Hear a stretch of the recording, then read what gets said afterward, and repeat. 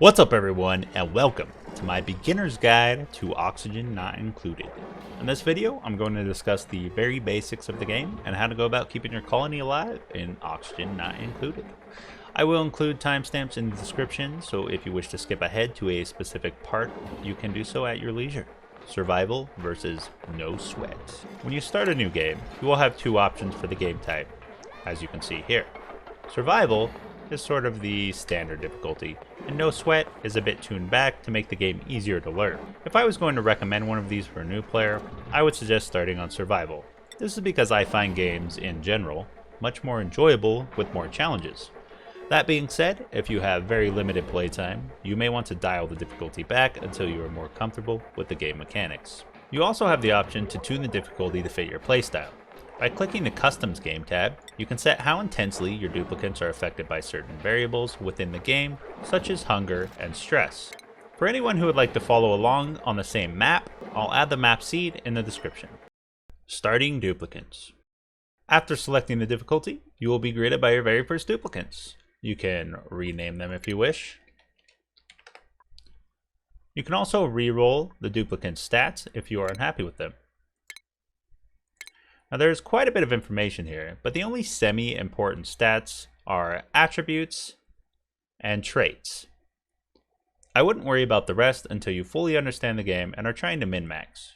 Personally, I don't find any of the negative traits, which are the red text, to be very detrimental to the survival of a colony, but there are some that are annoying to deal with. Mainly anemic, loud sleeper, and flatulent. A duplicant with allergies can also be a problem, but keeping them away from spore-emitting plants, such as a bristle blossom, will prevent any issues. If you're curious about what these traits do, there's a link in the description to the wiki page, but for now, I would avoid these.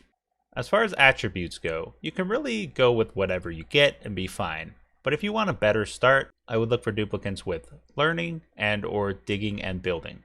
If you're curious what these attributes do, you can hover over them to get an explanation. User interface. So you've just spawned in and you're all pumped up to go harvest materials and build your super mega base. Well, slow your roll, Turbo. There's some important things you should know going into this. First off, let's cover some of the user interface so you're more acquainted with navigating the game. Here we have the game speed section. Like all elements of the UI, you can hover your mouse over it for an explanation as to its purpose, as well as its associated hotkey. I'm not going to cover every portion of the UI in this section, but there are some that you will want to get acquainted with.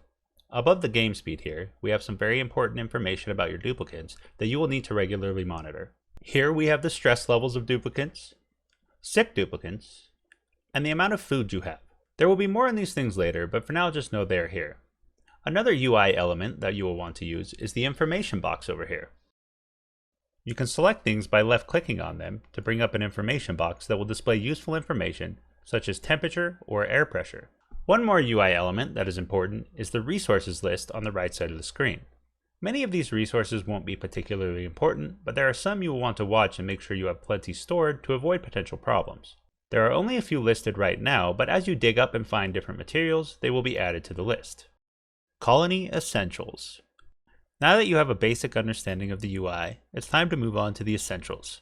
There are 3 essential things you will need to stabilize your colony: food, oxygen, and toilets.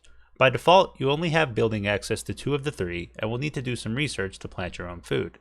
This isn't an issue, however, because you start off with 16,000 kcal, which is enough food to feed 3 duplicants for 5 cycles. And there are various plants scattered about the starting biome that you can harvest for food. There's also native wildlife you can slaughter for meat if things get dire. However, I would avoid this if it is not needed. Another source of food are these cracked tiles scattered about. When dug up, they have a chance to drop muckroot or critters. I would recommend auto-harvesting the starting plants by pressing Y, then clicking and dragging to select all muckroot, bristle blossoms, and mill lice. Available oxygen solutions can be accessed by clicking the Oxygen tab in the Building section of the UI. Currently, we only have access to a diffuser, which uses algae and power to produce oxygen. One diffuser can support 5 duplicants. We can check this by clicking on the diffuser and looking at the effects. Here we can see that the diffuser produces 500 grams of oxygen per second. If we click on a duplicant and look under status, we can see that the duplicant is inhaling 100 grams of oxygen per second. Toilets are important because without them, your base can turn into a breeding ground for germs. Whenever and wherever a duplicant relieves themselves, they will release polluted water, which will slowly start to give off polluted oxygen. While polluted oxygen is breathable by duplicants, it's best to keep it out of your base because germs will multiply within it. Also, if your duplicants are trudging around in their own excrement whilst going about their daily duties, their stress levels are bound to rise. Every time a duplicant uses the outhouse, they will accumulate some surface germs which can be transferred to the food they eat. To avoid this, you will need a wash basin at the entry point of your bathroom. The wash basin will rinse most of these germs off, preventing serious illness. You will also need access to water, with a pitcher pump built, in order for the wash basin to work. Initial setup.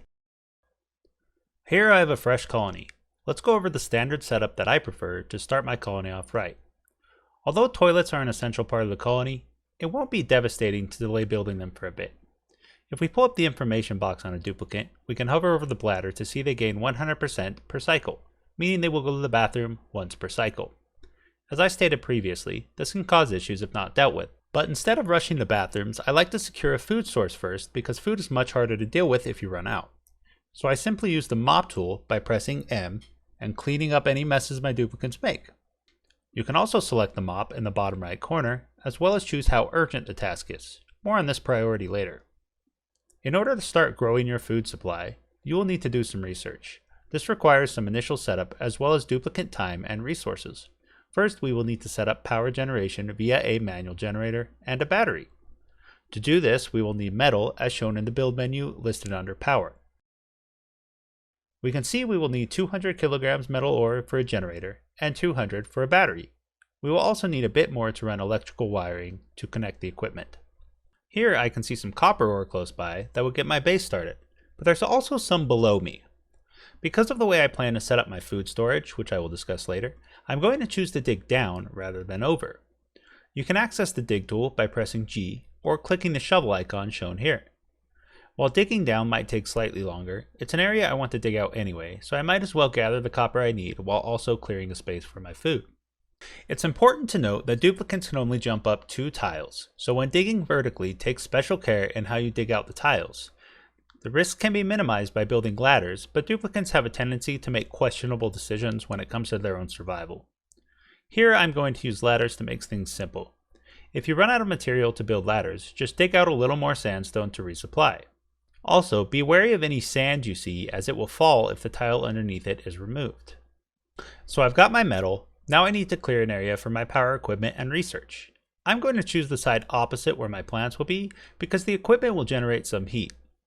This isn't mandatory, but it can help with potential issues down the line because plants do need to be within a specific temperature range in order to grow. Because I like to keep my base fairly even in terms of where the floors go, I'm going to have to build floor tiles before I can build my manual generator.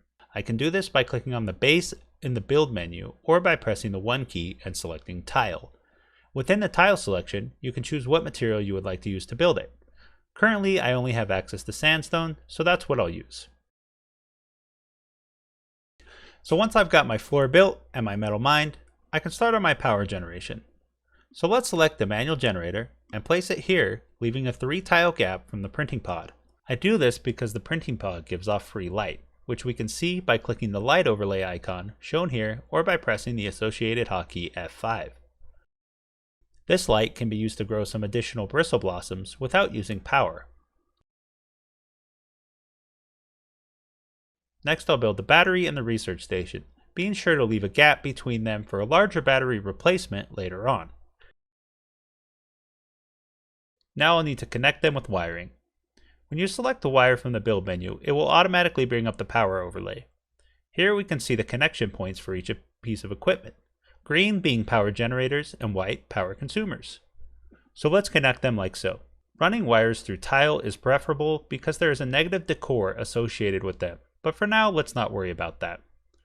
One last thing I'll want to add to this system is an oxygen diffuser, which I'll put right next to the research station. Don't forget to run a wire connecting to that as well. I may also want to dig out this layer of tiles to allow the diffuser more room to output. The first farm.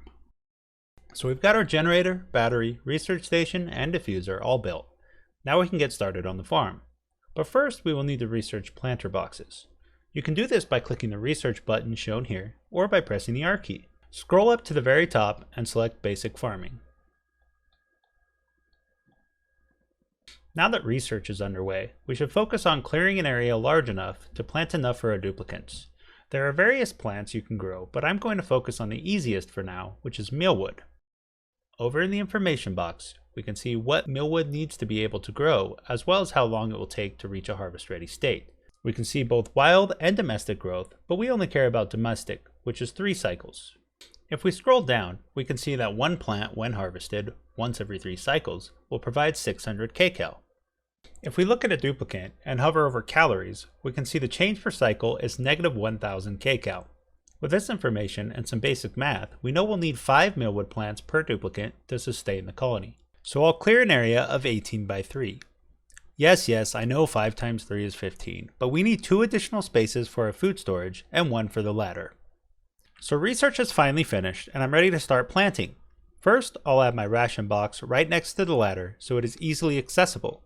Then I'll slap in my planter boxes. Once everything is built, I'll select my ration box and choose what I want stored in it, as well as setting the priority to a high number to be sure food is promptly delivered to it so as not to decay. Next, I'll select one of the planter boxes and choose mealwood and then click plant. If the plant button is grayed out, you will need to dig up a wild mealwood to get a seed. You can also deconstruct this ration box. You may not have enough seeds to plant the full 15 mealwood at first. You can get more seeds by digging up the crack tiles previously mentioned. You also have a small chance to get a seed whenever a plant is harvested. Once you have one planter set up, you can choose copy settings and apply it to the rest of your planters. Now you can sit back, relax, and enjoy that sweet meal ice. One final note about the way this farm is set up is relevant to the way gases interact with one another and oxygen not included. Carbon dioxide is the heaviest and will always sink below other gases. Food stored in carbon dioxide will not deteriorate, so this farm is set up in sort of a CO2 trap because as your duplicants inhale oxygen, they will also exhale CO2, creating a natural food storage area below your base. The bathrooms. Now that we have food and oxygen taken care of, let's give our duplicants somewhere to do their business. There isn't much complication in setting up a bathroom, but there are some things you'll want to make sure of. Firstly, you will need access to water, so dig a path to your closest pool. Once there, you will need to build a pitcher pump so your duplicants can transport the water. The pitcher pump and your first bathroom, the outhouse, can be found in the plumbing section of the build menu. I like to build 2 outhouses for my first bathroom, followed by 2 wash basins at the entry point. These can be found in the medicine build menu. I also like to slap a compost pile in the bathroom to deal with the contents of the outhouse when it gets full. Next, I'll leave a 2 tile gap, then add a door and some tiles to form a wall, creating a room. This is because duplicants who use this bathroom will get a morale bonus if it is enclosed. I'll talk more on morale later on, but we can see this by clicking the room overlay or by pressing F11. This will show us what rooms we have, as well as a list of available rooms. Hovering the cursor over them will tell us what they do and what the requirements are. You should be close to or past cycle 3 at this point, and you may have heard this sound. That is the notification that there are new printables available at the printing pod. Keep in mind that with each new duplicant you print, the food, oxygen, and other requirements will also increase, so be sure you're properly prepared before adding more dupes to the roster. You will also have the option to print random resources. Stress and morale. During the course of the game, duplicants will acquire many different buffs and or debuffs. You can view these by checking the information box under the status section. Many of these buffs and debuffs will directly affect a duplicant's stress levels. We can check what is influencing the stress of any given duplicant by hovering over the stress in the conditions section of the information box. The best way to combat stress is with high morale. As long as duplicants have a morale that is 1 or 2 above the requirement, they will lose 10 or 20% stress per cycle respectively. You can check the current and required morale of all duplicants by clicking the Consumables tab at the top or by pressing the F key. Here we can see our starting duplicants have 1 out of 0 required morale. Hovering over this number will give us more details pertaining to morale. Required morale will increase as you train your duplicants with specialized skills. More on this later. Morale can be gained many different ways, but one of the easiest is to schedule more downtime for your duplicants. This means they will be working less, but if stress is becoming a problem, you want to handle it before it goes too far. We can change the schedule of duplicants by clicking the clock icon in the top left of the UI, or by pressing the period key. Here we can add new schedules, or modify old schedules. We can paint in more downtime by clicking the downtime under the paint tools and painting over other blocks in the schedule. As this happens, you can see the morale for that schedule increase. You can increase this morale bonus up to a maximum of 4 by painting in 5 downtime blocks. There are many other contributors to morale, but this alone should suffice while you learn other aspects of the game. If stress is getting out of control and morale alone isn't enough to take care of it, you can build a massage table located in the Medicine tab to lower stress faster. It will consume power, and a duplicant will only lose stress while on the table, but it can come in clutch if things are getting out of control. You can increase the amount of stress reduced by putting the massage table into a massage clinic shown in the room overlay. Priorities. In the other sections, you may have heard me mention priorities.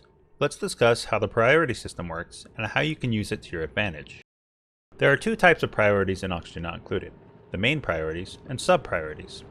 Main priorities are how you will decide what duplicants prioritize what type of task to perform. Some examples of a task would be digging or farming. These priorities can be found in the priorities menu at the top of the screen or by pressing L. Here we can see many different tasks available to your duplicants. You can hover your cursor over any given task for an explanation as to what is specific to that task.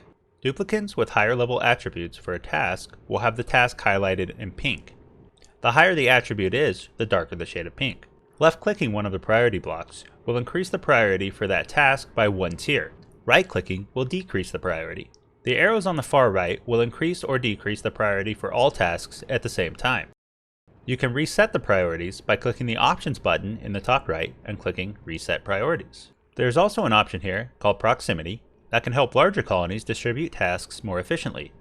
Setting priorities at a higher level does not mean the duplicant will not perform other tasks. They will, however, prefer to do high priority tasks over any others. If none of those tasks are available, they will do the next highest. Prioritizing specific tasks for your duplicants can help increase efficiency within the colony, as well as develop the attributes for that duplicant. The more duplicant digs, for example, the higher the duplicant digging attribute will become, and in turn, the speed at which the duplicant digs will increase. Performing tasks will gain skill points, which can be used to increase a duplicant's specialization. More on this later. I would recommend trying different strategies for all of the priorities to find what works best for you. But as a guideline, this is how I would set up my starting dupes. All dupes would get a very high priority for life support, toggle, and care. You can assign a priority to all duplicants at once by clicking the 3 dots under the tasks. Next, I would set combat and tidy as a very high priority for whoever will be doing the digging and or building.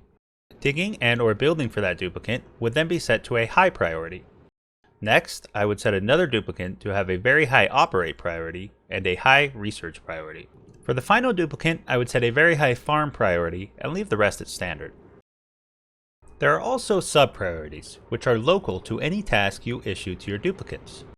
Sub-priorities will never override main priorities. The one exception to this rule is the yellow alert or top priority button at the far right of the sub-priorities menu.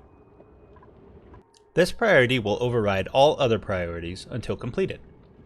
Sub-priorities don't override main priorities, but they can be used to prioritize a task if there are multiple other tasks of the same type. For example, if I set a dig command with a priority of 5 here, but I want a separate area dug out first, I can increase the priority of the second dig command to a 6. This will only affect duplicants who are currently prioritizing digging tasks via the main priority settings. So my duplicant who is prioritizing farming doesn't care that I made this dig command more important unless there is no farming task currently available. Germs. There are many hazardous germs floating about in the environment that you will need to control. Ignoring these will cause health issues for your duplicants and decrease their efficiency or ability to work. You can check the effect germs are having on a duplicant in the information box of that duplicant under Status. You can check what germs are floating around by pressing F9 to swap to the germ overlay. You can then click a germy tile to bring up information on the life cycle of the germs. I'm not going to discuss specific strategies on how to deal with each germ, but know that you can treat the illness caused by these germs by researching the apothecary and making the appropriate medicine. Depending on the severity of the germ, you may also need a duplicant with doctoring skills. Skills. As your duplicants complete tasks around the colony, they will gain experience and eventually skill points. Starting duplicants will have 0 skill points when spawned in, but newly printed duplicants will start with 1. You can bring up the skills menu by pressing J. Note that you will need to have researched and built a skills board to gain access to skills. On the left, we can see a list of our duplicants, as well as available skill points, listed under experience. Each skill trained will increase the morale requirement for that specific duplicant. You can check the current and required morale by selecting a duplicant and hovering over the skill you would like to train. In the top left, we can see the current morale, and next to that, the required morale plus the requirement for the new skill. Be cautious in placing skill points. If a duplicant's morale requirements exceed the current morale, that duplicant will begin to gain stress, and will continue to do so until the morale requirement is met or the skills are reset. You can reset skills by researching and building a skill scrubber. You can check how many duplicants have learned any given skill by looking at the number next to the crown icon on each skill. Hovering over this icon will show you a list of each duplicant who has been trained in that skill. Hovering over the skill will tell you what ability, if any, that skill grants. You can also equip your duplicants with hats of skills they have learned as a visual indicator while playing. There are many elements of the UI and other issues that may arise in your colonies that were not discussed in this guide. This guide was focused toward the very basics and to give you the information needed to solve these problems by yourself. Overcoming obstacles set forth by the developers is half the fun. I would suggest you explore the user interface as you play and don't be afraid to try different things. Oxygen Not Included is a simple game on the surface, but as you play and discover more mechanics, you'll find the possibilities seem almost limitless. If you have any questions not answered by this guide, you can ask them in the comments below, ask me live on Twitch, or try my Discord. All of these links will be in the description box below. Thank you for taking the time to watch my video. If you liked it or learned something from it, consider letting me know by hitting the thumbs up button, subscribing to my channel, and leaving me a comment. I wish you all the best of luck with your colonies, and I hope you have a wonderful day.